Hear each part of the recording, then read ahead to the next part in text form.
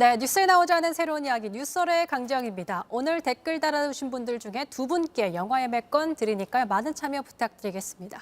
자, 해가 바뀌었지만 여전히 화두인 경제 문제입니다. 우리가 놓친 소식들을 모아서 박정호 명지대 특임 교수와 함께 빠르게 이야기 나눠보겠습니다. 안녕하세요. 예, 안녕하세요. 네, 오랜만에 뵙습니다. 네, 잘 지내셨어요? 네. 약간 톤이 그냥 이렇게 가시는군요. 아, 원래 그렇습니다. 아, 알겠습니다. 자, 저희가 탑5 5개를 좀 추려봤는데, 자, 키워드 먼저 빨리 주시죠. 키워드 띠링. 영혼까지 털릴라. 요즘 약간 영끌 대신에 영털이란 말이 또 돌고 있대요. 이거 무슨 얘기인지 좀 해주시죠. 예, 사실 작년에 어떻게 보면 마지막까지 탈탈 털어서 부동산 구매하신 분들이 많이 계십니다. 그런 분들에게는 요즘 가장 크게 걱정되는 부분이 기준금리 인상을 꼽을 수가 있는데요. 네.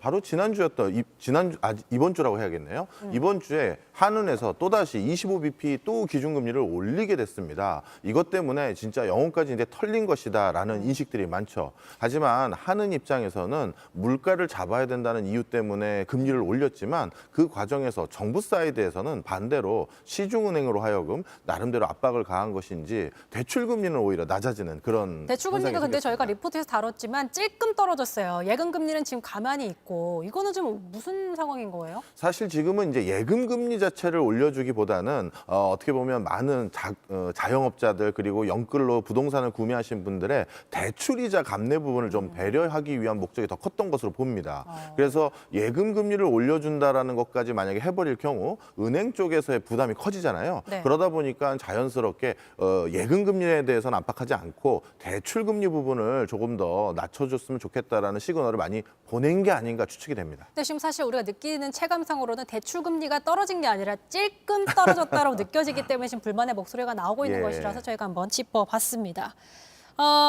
2위 볼게요. 띠링. 평균 실종. 자, 이제 트렌드 코리아 2023에서 올해 가장 주목할 트렌드 키워드 중 하나가 이제 평균 실종이라고 하더라고요. 이제 이거 무엇을 의미하는 건지 좀 짧게 좀 설명해 주시죠. 네, 경제적으로 말씀드리면 쉽게 말씀드리면 중산층의 상실을 말씀드릴 수가 있어요. 경제적으로 소득이 중위층에 해당되는 걸 우리가 흔히 중산층이라고 부르는데요. 없어졌잖아요. 없어졌습니다. 중산층. 네. 특히 이런 코로나19 이후 본격화될 것으로 우려되는 경기 침체 그리고 그 이전의 글로벌 금융위기, IMF 외환위기 이런 것들을 다 보면 네. 반드시 이런 위기 뒤에는 양극화가 심화되거든요. 그런데 이번에도 더더욱 이 그 평균이 없어져서 어떻게 보면 최상류층의 어떻게 보면 소비는 더 늘어나고 또 노브랜드라든가 가장 초저가 상품들을 즐기는 사람들의 또 소비는 늘어나서 이런 차이들이 지금 일어나고 있는 상황이 평균 실종입니다. 제가 봤던 기사 중에 되게 흥미로웠던 게 요즘에 약간 소비 같은 것도 네. 아예 무지출을 하던가 아니면 명품으로 플렉스를 하던가 약간 중간이 없는 요것도 약간 평균 실종에 해당되는 게 아닐까 싶어요. 네, 사실 이제 명품 쪽에서는요 오히려 더더욱 늘었대요. VVIP들을 위한 네. 명품 중에 명품은 매출이 더 늘고요. 그냥 우리가 명품이라고 부르지만 접근 가능한 명품은 오히려 매출이 줄었다는 거예요. 그러다 보니까 진짜 양극화의 극단을 가는 것 같고 그리고 반대쪽에서는 그래도 우리가 여기 옷에 가끔 여기 뭔가 하나 이미지 같은 거 들어가면 그것 때문에 몇만 원 더 비싸잖아요. 근데 그 이미지마저도 없어도 되니 야 노브랜드로 더 싼 거 없느냐 이런 요구가 더 늘었다고 합니다. 선생님은 어떠세요? 약간 무지출 챌린지 플렉스. 저 지금 보면 브랜드가 있나요? 원래 진짜 부자들은 브랜드 없는 거 입는 거 아시죠? 아세요, 모르세요? 전 전혀 모릅니다. 모르세요? 예. 원래 찐 부자들은 로고 없는 거 입는다고 하더라고요. 그렇군요. 그래서 네. 알고 봤더니 야 막 입고 다녔는데 그런 점퍼가 막 몇백만 원 하고 예. 이런 찐 부자 설이 있더라고요. 네. 저는 모르는 세상인데. 자, 어쨌든 세 번째 볼게요. 띠링. 애플 주식을 새벽 2시에. 이게 무슨 얘기냐면 자, 추경호 경제부총리가 이제 내년 하반기부터 외환시장 새벽 2시까지 열겠다. 코리아 디스카운트 해소하겠다. 이런 걸 밝혔어요. 어쨌든 이제 코리안 디스카운트 요거 얘기하기 전에 요거 좀 2시까지 열리면 좋은 겁니까? 어떻게 보세요? 쉽게 말씀드리면 우리가 어떤 가게가 사람들이 조금 더 거기에서 물건을 사게 만들려면 하다못해 영업시간이라도 좀 더 길어지면 물건을 살 가능성이 많잖아요. 딱 그것을 지금 도모하고 있다 이렇게 보시면 되겠습니다. 지금 전 세계적으로 밸류체인이 변화되기 시작하면서 우리 원화 가치에 대한 평가 절하가 우려되는 목소리가 많아요. 많아요. 일단 원화 가치가 유지되기 위해서는 수출이 잘 돼야 되는데 작년에 수출 금액 자체가 는 것은 수출 품목 자체에 인플레이션이 생겨서 금액이 는 것이지. 원가가 그렇죠. 올라간 올라가서. 거죠. 그래서 는 것이지 실질적으로 수출이 호조다 이렇게 볼 수는 없습니다. 그런 과정에서 우리나라 수출 실적이 호조를 보였던데 가장 크게 기여했던 중국 시장이 앞으로 점점 우리가 녹록하지 않은 상황이 될 것으로 보여지면서 그러면 수출을 많이 못하면 우리 원화 가치는 뭘로 디펜스하느냐 그러니까. 이런 우려가 하나 있고요. 어떻게 방어하지? 그리고 벌써 전 세계적으로 지금 달러 빼고는 모든 나라의 화폐 가치가 떨어지는 과정에서도 이 나라의 화폐 가치가 견조하게 유지하고 있는 게 하나 있어요. 바로 베트남의 동입니다. 이 베트남의 동이 어떻게 화폐 가치가 이렇게 유지되느냐? 선생님 잠시만요. 제가 갑자기 끊어서 죄송한데. 빨리 하라고 하시면서. 죄송해요. 어떻게 아셨어요? 거의 랩하는 수준으로 들리긴 너무 잘 들리고 네. 들리버리가 좋으시지만 PD가 네. 제가 너무 재촉했다고 네. 절 채찍질했어요. 알겠습니다. 네. 그래서 네. 조금만 슬로우 다운. 네, 알겠습니다. 베트남 동을 네. 보면 어떻게 됐느냐? 아주 쉽게 요걸 말씀드리면 쉽게 이해가 되실 것 같아요. 네. 미국의 8번째 교역국이 벌써 베트남입니다. 오. 그 얘기 무슨 얘기냐? 벌써 베트남이라는 나라가 미국으로부터 다양한 교역을 해서 어마어마한 달러를 수급받고 있는 거예요. 그러니 달러를 이렇게 잘 버니 자국 화폐의 가치를 유지 보존을 할 수가 있겠죠. 바로 그런 이유들로 인해서 벌써 베트남은 화폐 가치가 견조하게 유지되거나 디펜스를 할 것으로 전망되고 있는데 우리나라는 그럼 앞으로 수출 호조가 예견되느냐? 그렇지 않거든요. 반도체도 불황이고요. 맞아요. 요즘 반도체 시장 굉장히 경쟁이 심화됐다고 그런 기사 계속 나오더라고요. 불안해요. 네. 그리고 하나가 더 있습니다. 외환 시장에서 우리나라 원화를 프록시통 부릅니다.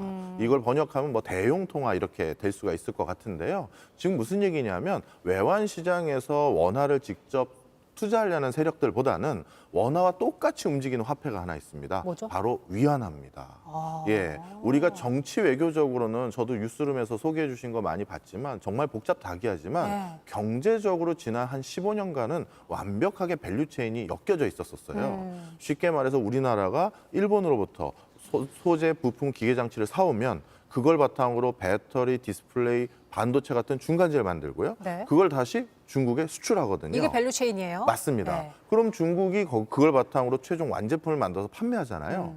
그러니까 중국 수출이 잘 되거나 중국 수출이 안 되면 우리나라 중간재 수출도 똑같이 잘 되거나 안 힘들어지. 되거나 똑같은 흐름인 거예요. 어. 그러니 자연스럽게 위안화 가치의 흐름과 우리 원화 가치의 흐름이 같이 움직이겠죠. 근데 위안화 가치라고 하면 이제 중국과의 관계도 굉장히 중요한 것 같은데 지금 뭐 서로 입국 막고 있고 분위기 안 좋은데 올해도 좀 불안불안한데요. 맞습니다. 바로 그것 때문에 외환 시장에서 원화에 관심이 덜해진 거예요. 원화를 직접 살려기보다는 위안화가 개방화가 덜 돼 있기 때문에 상대적으로 원화를 대신 살려는 수요가 있었었는데 이렇게 중국 경제와 우리나라 경제가 괴리감이 생기기 시작하면서 그런 동조화 현상도 앞으로 깨질 것으로 점쳐지다 보니 바로 이렇게 하다못해 구매할 수 있는 시간을 더 늘려보자. 그러면 조금 더 원화에 대한 들어오지 호응이 않을까. 있지 않겠느냐. 이런 포석입니다. 약간 국내 자국민들을 위한 것도 있지만 해외 시장을 그렇죠. 위한 것도 있었군요. 예. 알겠습니다. 코리아 디스카운트 살짝 짧게 뭔지 좀 설명해 주실까요? 네, 우리나라는 상대적으로 견실한 기술력이라든가 업력을 가지고 있는 회사들이 많이 있음에도 불구하고 국제시장에서 항상 그 회사의 가치가 주식 부분에서 저평가되는 걸 코리아 디스카운트라고 부릅니다. 네. 가장 큰 이유 중에 하나는 남북 분단 문제예요. 저도 외국에 체류하고 있었을 때 외국에서 공부했을 때 보면 친구들이 꼭 저한테 물어봐요.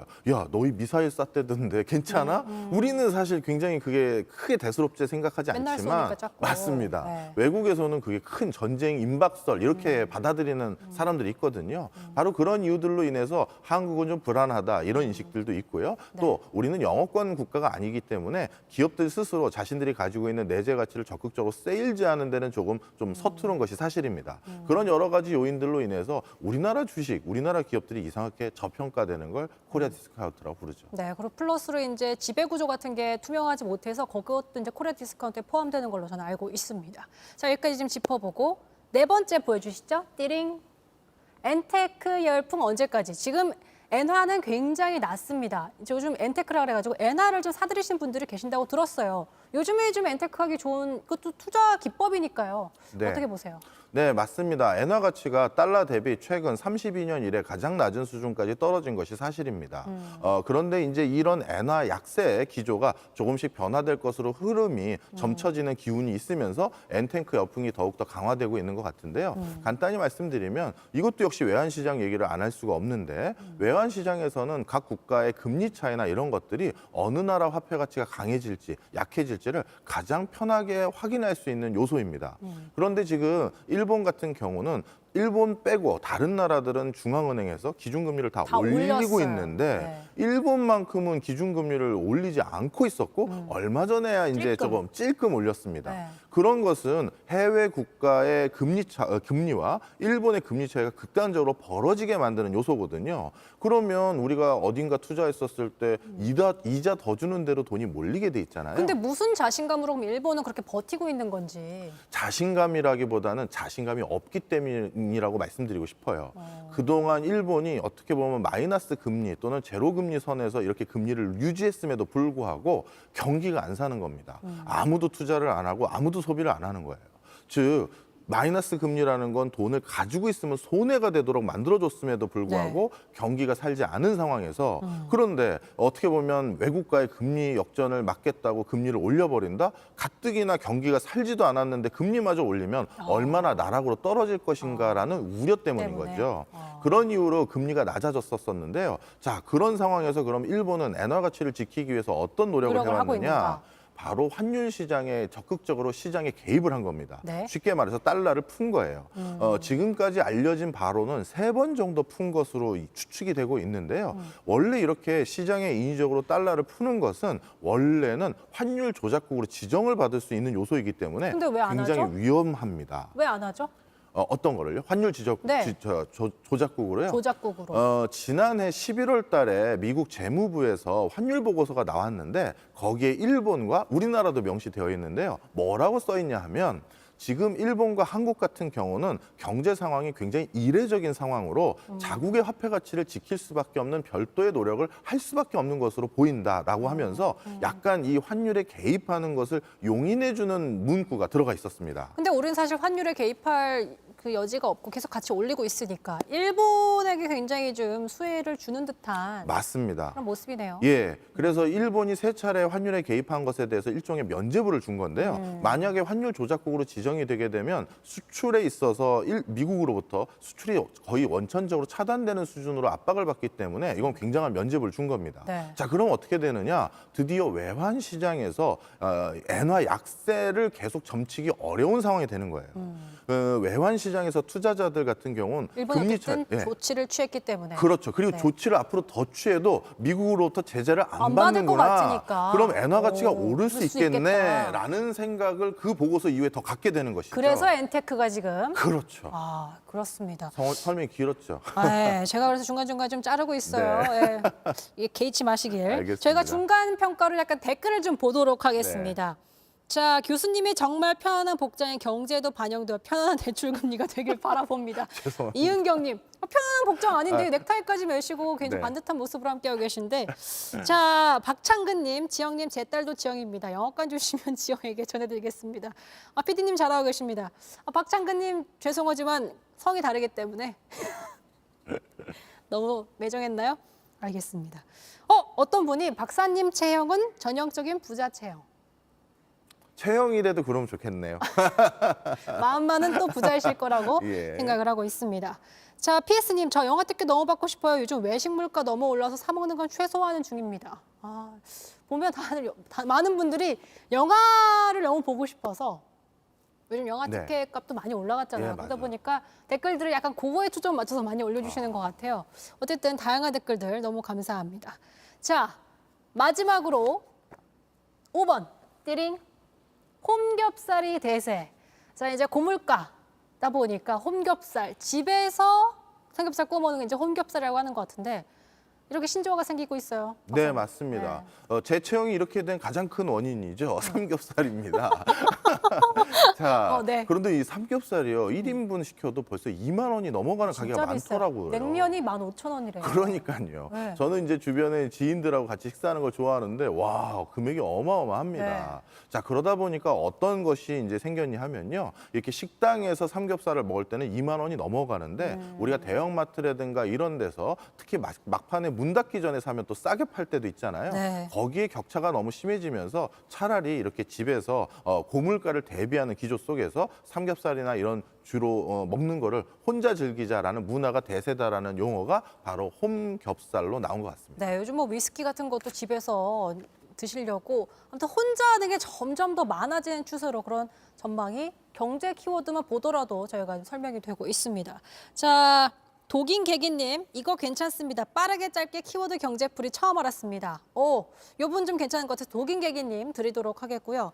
SD님이 정호영 부잣집 막내 아들 스타일 잘 어울려요. 막내 아들 송중기. 그러다가 100만 안티 생깁니다. 조심하세요.